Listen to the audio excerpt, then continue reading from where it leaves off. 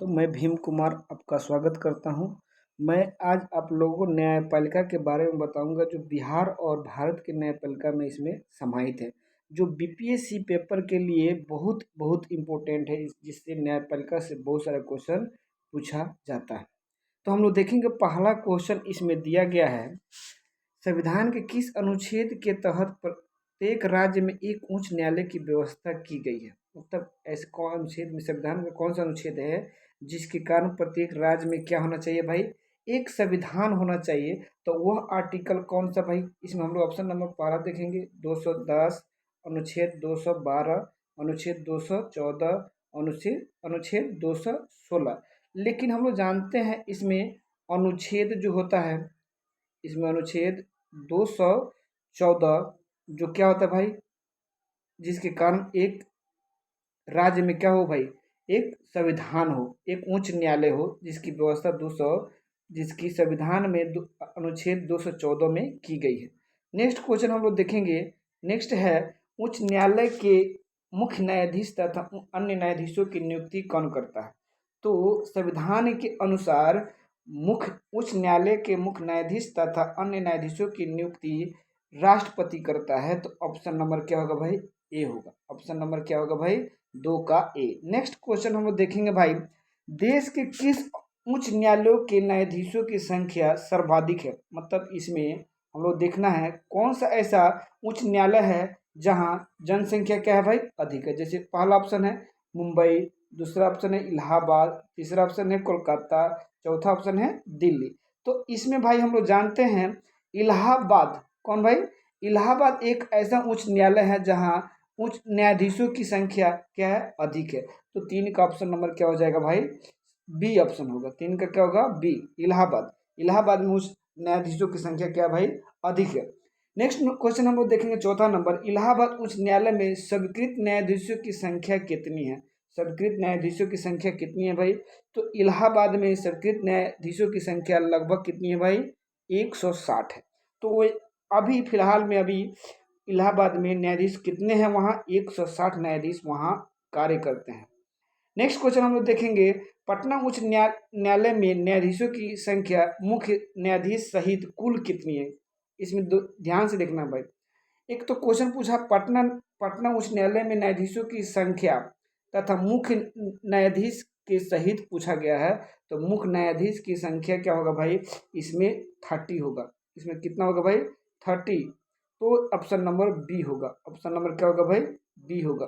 Next question हम लोग देखेंगे छठा, पटना उच्च न्यायालय की स्थापना कब हुई थी। पटना उच्च न्यायालय की स्थापना कब हुई थी, 1916 में, 1918 में, 1920 में, 1922 में। लेकिन हम लोग जानते हैं पटना उच्च न्यायालय की जो स्थापना 1900 कब हुई थी भाई, 1916, जो ऑप्शन नंबर ए है। ऑप्शन नंबर ए होता है। तो छठा का क्या होगा भाई, 1916, option number A. Next question हम लोग देखते हैं, उच्च न्यायालय का न्यायाधीश नियुक्ति होने के लिए कम से कम कितने वर्षों तक न्यायिक पद पर बने रहना आवश्यक है। मतलब वह न्यायिक पद का कार्य, मतलब वकील का काम कब तक करता है। तो कम से कम उसको कितना भाई, कम से कम उसको 10 वर्ष तक न्यायिक प्रावधान के अनुसार काम करते रहेगा, तब जाकर वह उच्च न्यायालय का न्यायाधीश बन सकता है। तो ऑप्शन नंबर 7 का क्या होगा भाई, सी होगा, जिसमें 10 साल तक उसको काम करना पड़ेगा, तब जाकर वह उच्च न्यायालय के न्यायाधीश बन सकता है। नेक्स्ट क्वेश्चन हम लोग देखेंगे 8 नंबर, यहाँ उच्च उच्च न्यायालय के न्यायाधीश कितने वर्ष के उम्र में सेवानिवृत्त, मतलब सेवा से हट जाते हैं। तो कम से कम कितना भाई, 60, कितना भाई, 62, 62 वर्ष के बाद वो क्या हो जाते हैं भाई, सेवानिवृत्त हो जाते हैं। तो ऑप्शन नंबर क्या होगा इसमें भाई, बी होगा। नेक्स्ट क्वेश्चन, निम्नलिखित में से कौन सदन उच्च न्यायालय के न्यायाधीशों के महाभियोग में भाग नहीं लेता है। उच्च न्यायालय के न्यायाधीशों के महाभियोग में भाग नहीं लेता है। तो ऑप्शन नंबर हम लोग देखेंगे, पहला राज्य विधानसभा, दूसरा ऑप्शन भाई लोकसभा, तीसरा ऑप्शन है राज्यसभा, एवं डी एवं बी, मतलब डी एवं बी का मतलब राज्य विधानसभा और लोकसभा। तो इसमें हम लोग जानते हैं राज्य विधानसभा भाग नहीं लेती है किसमें भाई, उच्च न्यायालय के न्यायाधीशों की महाभियोग में।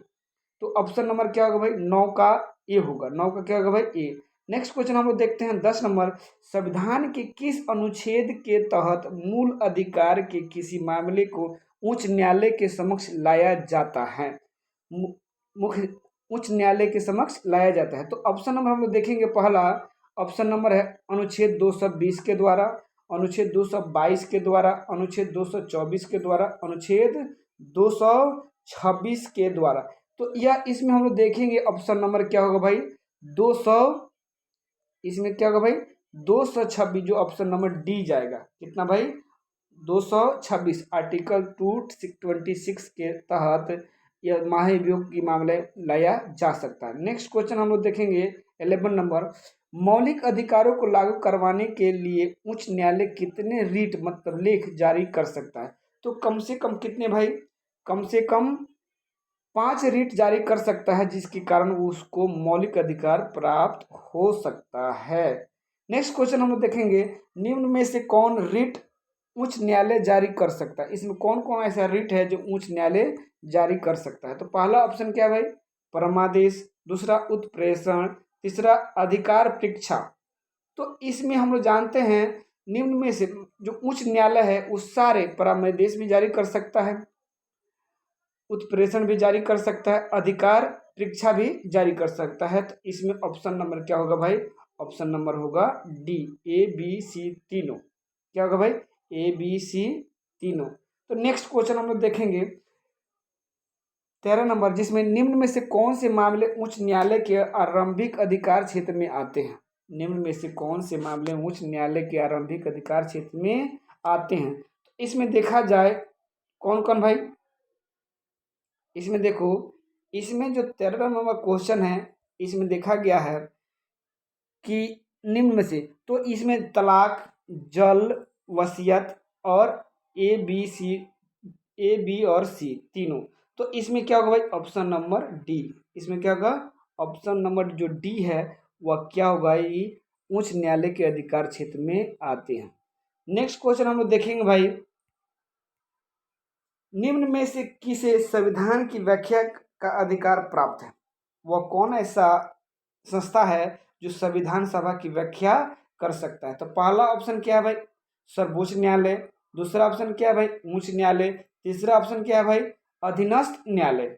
तो इसमें अधीनस्थ न्यायालय, तो हम लोग देखेंगे एक उच्च न्यायालय मतलब एक संविधान की व्याख्या का अधिकार सबके पास, किसके पास भाई, सबके पास यह अधिकार होता है कि वह उसकी व्याख्या कर सकता है। तो ऑप्शन नंबर इसका क्या होगा भाई, डी करेक्ट होगा। ऑप्शन नंबर क्या होगा भाई, डी। उच्च सर्वोच्च न्यायालय भी कर सकता है, उच्च न्यायालय भी कर सकता है, अधीनस्थ न्यायालय भी कर सकता है। तो तीनों ऑप्शन क्या होगा भाई, करेक्ट होगा। तीनों ऑप्शन क्या होगा, करेक्ट होगा। नेक्स्ट क्वेश्चन हम लोग देखेंगे, अधीनस्थ न्यायालयों के संबंध में संविधान के किस अनुच्छेद में उल्लेख है। अधीनस्थ न्यायालयों के संबंध में संविधान के किस अनुच्छेद में उल्लेख क्या है भाई, उल्लेख अनुच्छेद में उल्लेख है। तो इसमें हम लोग जानते हैं पहला क्या दिया गया भाई, अनुच्छेद नंबर 12 से 15 तक, अनुच्छेद 23 से 26 तक, अनुच्छेद 233 से 236 तक, अनुच्छेद 242 से 245 तक। तो इसमें हम लोग जानते हैं अनुच्छेद 233 से 236 तक जो अनुच्छेद है वह अधीनस्थ न्यायालयों के संबंध में वर्णन करता है। अनुच्छेद नंबर कितना हो जाएगा, 233 से 236, जो 15 नंबर क्वेश्चन का सी ऑप्शन होगा। नेक्स्ट क्वेश्चन हम लोग देखते हैं, जिला जज या अधीनस्थ न्यायालयों के जजों की नियुक्ति कौन करता है। जो हम अब राज्य स्तर पर आ जाते हैं, कहाँ आते हैं भाई, राज्य स्तर पर।